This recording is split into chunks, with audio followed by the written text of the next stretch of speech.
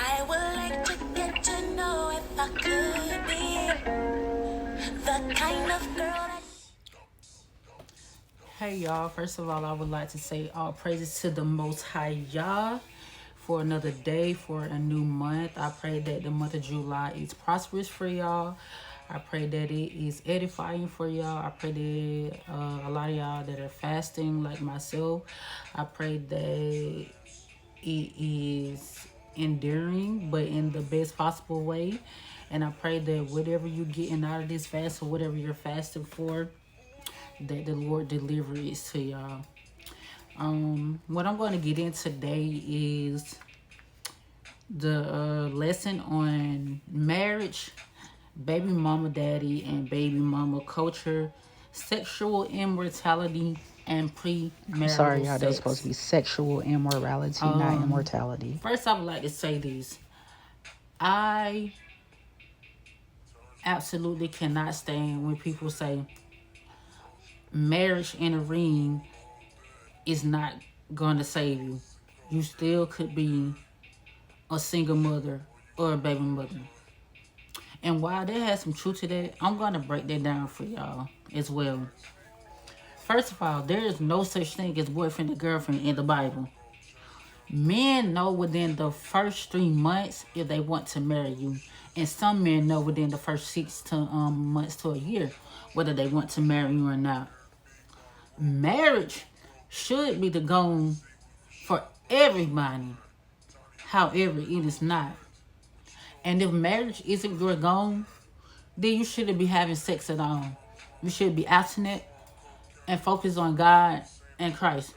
Well, you should be focusing on God and Christ anyways. But you should not be engaging in premarital sex and sexual immorality. Because as we all know, that is disobedience to God, and that is also a sin. Okay, so let me get into this. Virtuous Proverbs 31 woman like myself, I am not having a child with a man outside of marriage. I'm not going to be anybody's baby mama. Being a baby mama is a choice that you make. And you say, why you say a choice? For one thing, you had sex outside of marriage. 1, you wasn't married. And 2, y'all were so caught up in y'all own sexual lust that you didn't consult God. Because 9 times out of 10, you and that person was the equally young anyway. And I'm going to get into a Bible verse. 2 Corinthians 6:14 says, do not be unequally yoked with unbelievers, for what partnership has righteousness without lawlessness? But so when y'all were calling yourselves boyfriends and girlfriends, calling yourselves in a relationship, y'all were engaged in lawlessness because you were having premarital sex. Or whatever you're doing, whether you were masturbating, watching porn together, self-indulging, or whatever it was, y'all were not equally yoked, because if y'all were, y'all would have consulted God, and God would have told y'all to court each other, and in due time, if y'all are equally yoked, then y'all will be each other's kingdom spouse, kingdom husband and wife. So don't get up here and try to shun us, women and men that are actually celibate and waiting on marriage from God to want to start a family. Y'all need to stop praising baby daddy and baby mama culture. It's embarrassing, it's toxic, and it is not good for the so-called black family. That's why there's so many broken homes now. Because y'all got into these relationships with these people, had sex with them, and that person meant you no good. Let me continue. And because a lot of y'all are lustful, weak men and women after your own flesh and desires, you're going to bring everybody down with y'all. So when y'all say men ain't and when the men say women ain't 9 times out of 10, no, 10 times out of 10, that's because you done been having sex with so many people that you have so many soul ties and spirits attached to you that when you do meet somebody, now you have brought those souls unto them. So y'all need to get out of your own way and look within yourself. Because honestly, you're the problem. Not that man, not that woman. It's on you. Being a whore is not flattering, nor is it a good look. It's actually embarrassing.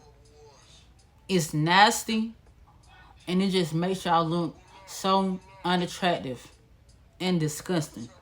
Calling women Jezebels, no, because men and women can have the spirit of Jezebel, because both men and women engage in sexual morality.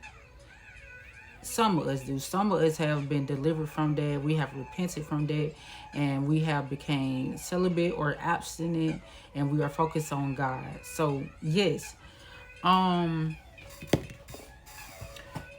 it's embarrassing seeing so many women at the baby showers, and there's no father present. I'd be so embarrassed. I'd be embarrassed when I see men and women shacking up with a lot of kids and they are not married. I don't understand. Like, a child is a big commitment, but marriage is where y'all draw the line. Women can literally die in childbirth, but y'all want women to risk their lives, have your baby, but you want to make an honest woman out of her? In this household, in my household, we're all going to have the same last name. Husband, wife, children. Matthew 19:3 says, the Pharisees asked Christ, is it lawful for a man to divorce his wife for any and every reason? Christ's response was, the Creator made male and female. Right there to there. There's only 2 genders, male and female. But that's another video for another time.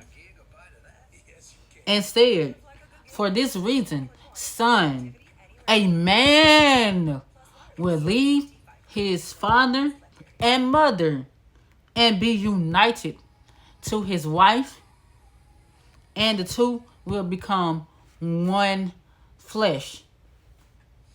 One wife, one husband, together, one flesh.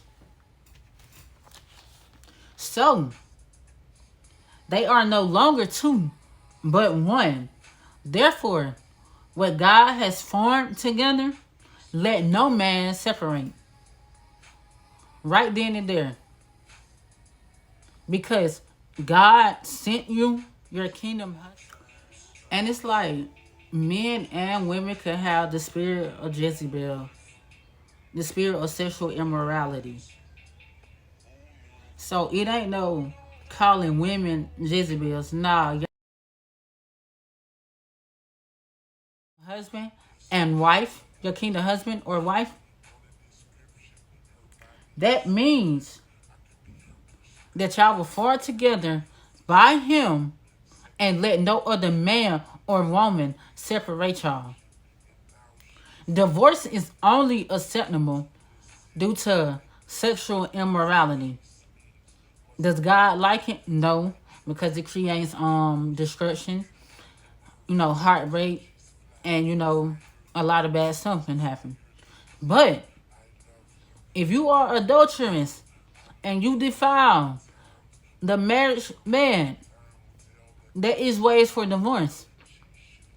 If you have a hardened heart towards your spouse, mean-spirited, you can divorce them. Proverbs 18:22 says, he who finds a wife finds a good thing and obtains favor from the Lord. Proverbs 31:10 says, an excellent wife who can find? She is far more precious than jewels. Why is she more precious than jewels? Because you were obedient. You submitted to God. You remained celibate. And you waited on God to send you your kingdom wife. Sexual and just focus on, let me get a nut, let me bust a nut.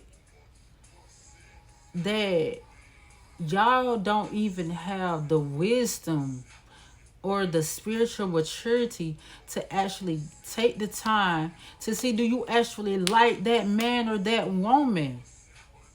It's called courting. You are in your late 20s on up saying that you got a boyfriend and a girlfriend. That don't sound childish and immature to y'all? You need to take the time to figure out, do y'all actually like each other for y'all? Are y'all personalities compatible? Are the differences that y'all have, can they balance out equally among y'all? Can you learn from this person? Can you grow with this person? Can you build with this person? Can you worship God and Christ with this person? Can you fast with this person? Can you pray with this person? Study the Bible with this person? But no, so many of y'all are only worried about what this person can do for me in the bedroom. Or how this person make my, what's the word I'm looking for? Make my libido feels.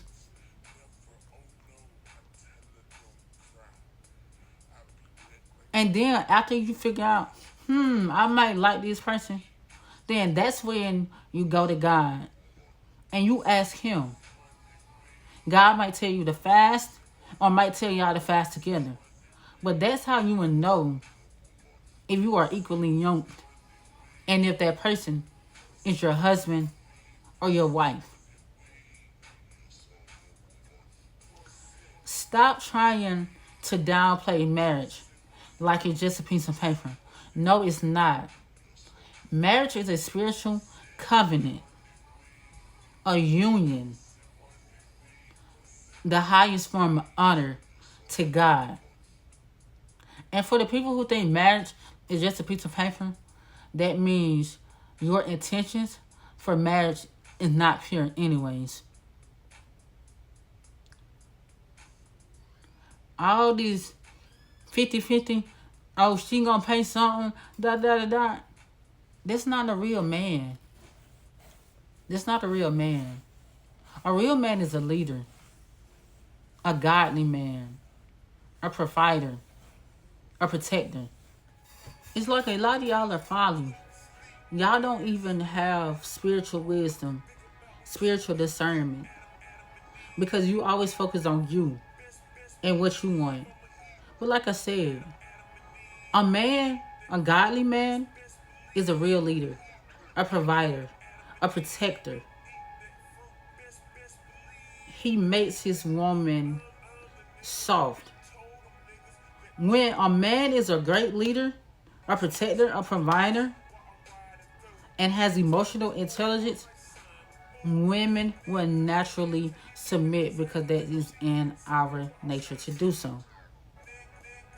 No woman wants to be in hard times. We want to be soft because we want to be that Proverbs 31 woman that when our husband comes in for work after battling with oppressors and people against him, when he come into our house, that man got peace. That man God coming home to a clean house. That man coming home to a cooked meal. He gets to relax and unwind and be himself. Let him vent. Let him be vulnerable to you. That's when us Proverbs 31 woman like myself and other women are. We're creating a safe space, a peaceful space in the home. Because we know that man out there working hard. But y'all don't understand that. Because y'all love toxic love. Y'all like arguing. Cursing each other out. Belittling each other. And it's embarrassing. And I'm against it. Y'all, we have to do better. The so-called black woman and black man, we have to do better. We are strongest when we are together in unity. We are the weakest when we are apart and quarreling with each other. Stop downplaying marriage. Marriage is a beautiful thing if you allow God to be the head of your marriage and you consult God.